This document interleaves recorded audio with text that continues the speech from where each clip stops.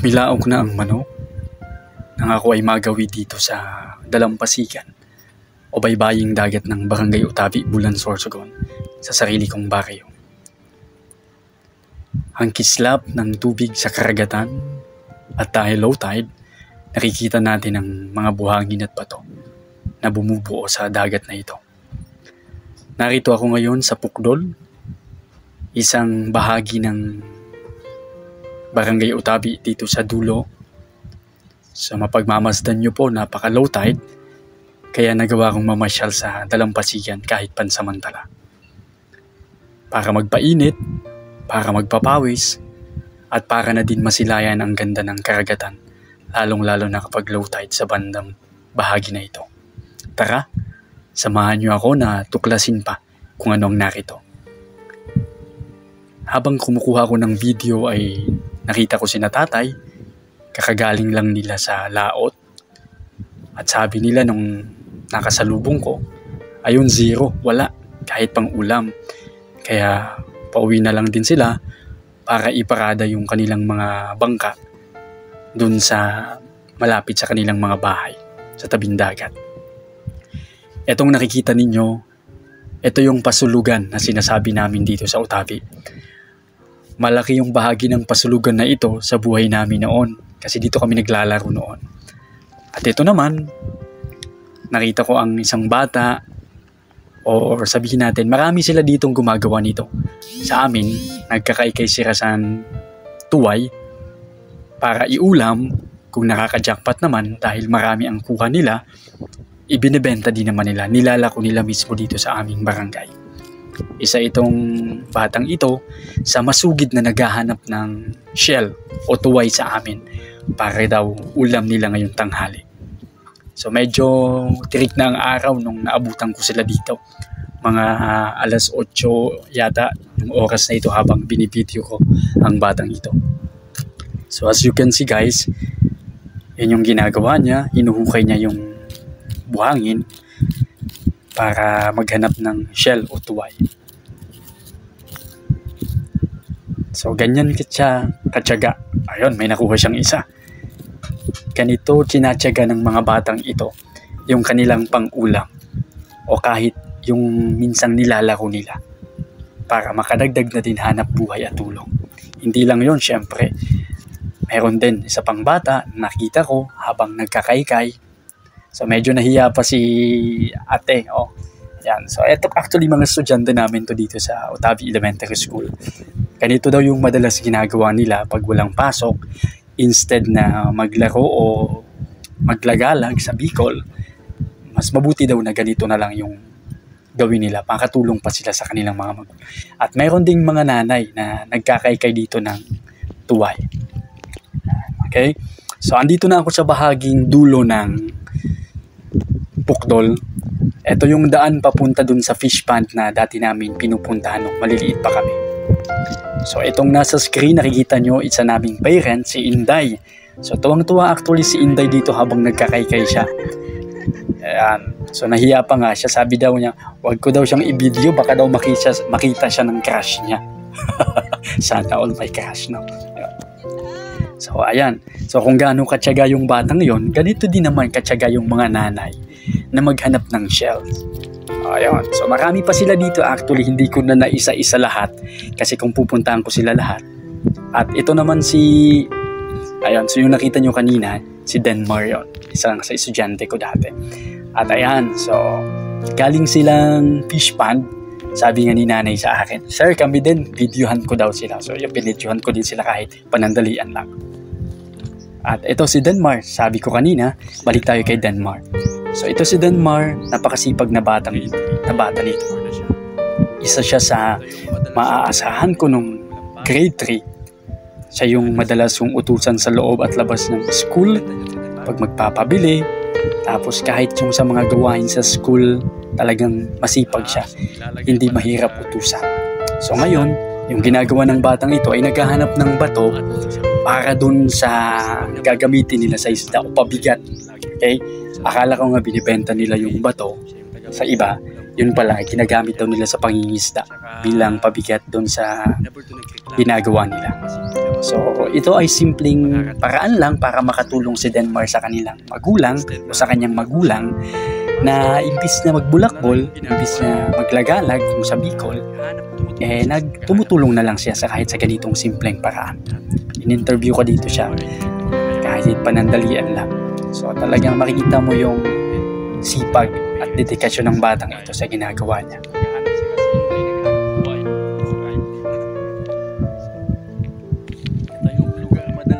So mapapansin nyo guys, kakaunti pa yung nagkakaykay ng tuway sa area na ito. Kasi kadalasan, kung mapapansin ninyo, halos napupuno itong area na to ng mga nagkakaykay ng tuway. Lalong-lalo na kapag taghirap sa ulam. Kasi ngayon, nung in-interview ko dito yung isang nanay, medyo mahirap daw yung tuway ngayon. Pero ito pa sila, tuloy-tuloy lang sila sa pagkaykay. Ngayon may kasama na si Inday. So, dalawa na sila sa area na ito. At sa mga susunod pa nitong area, mayroon pa din mga nagkakaykay. So, sila na muna yung kinausap ko. So, as you can see guys, sa screen, kanya-kanya sila ng pwesto para sa kanilang pangangaykay ng tuway. Kanya-kanya diskarte kung saan sila pupwesto para may makuhang mga shells. So napakalawak ng area dito actually. Ang sarap maglakad-lakad. At ito naman nakasalubong ko si nanay. So pauwi na daw sila kasi niyaya na siya ng anak niya kasi mainit na daw. So sabi ng anak niya, ma, uwi na tayo, tama na yan. So itong kakarampot na kuha ni nanay ng shells. Pang-ulam na nila ito guys. Sinasabawan nila ito at yun na yung nagiging panawid ulam nila sa kanilang mga kanin.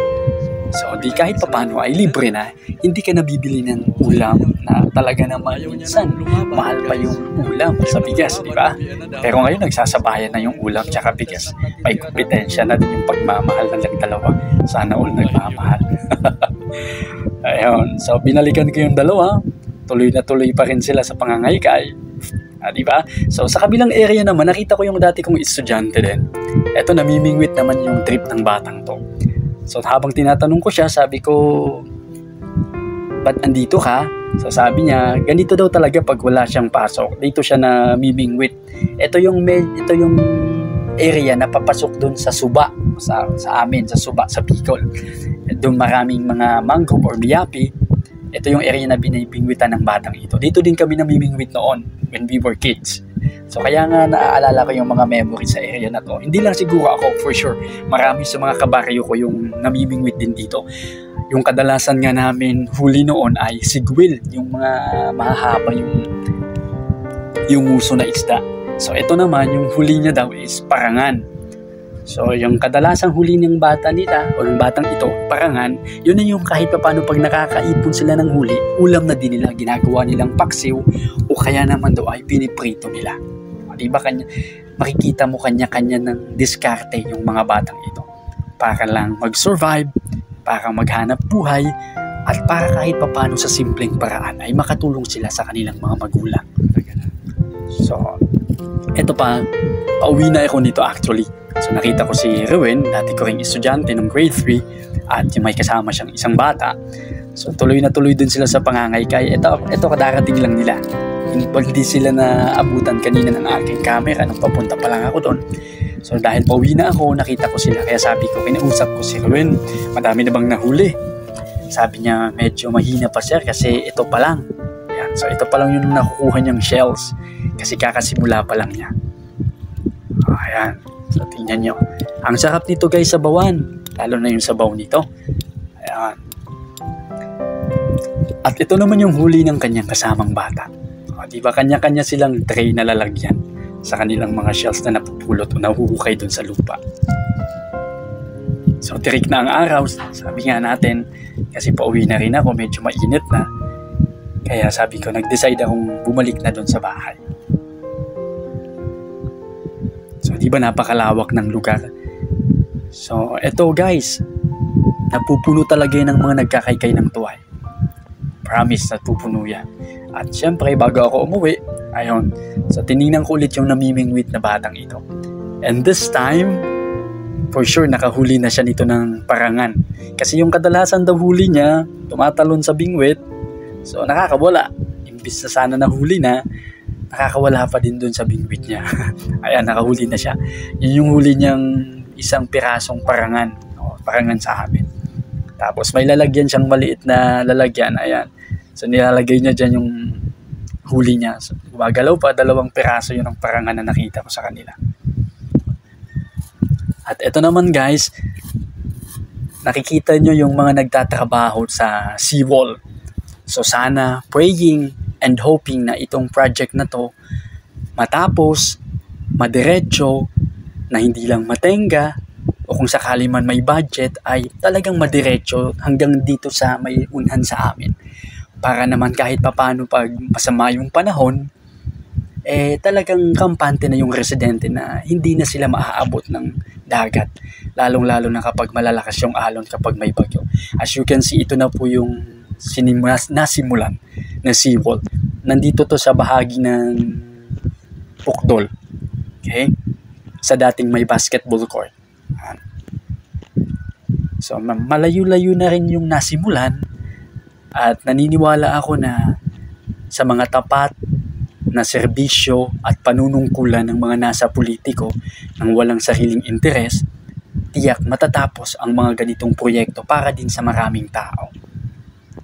So praying to God na magtuloy-tuloy na ang proyektong ito, na kung may budget man ay sana mailaan talaga para dito, dahil para din to sa welfare at kaligtasan ng mga residenteng malapit sa dagat.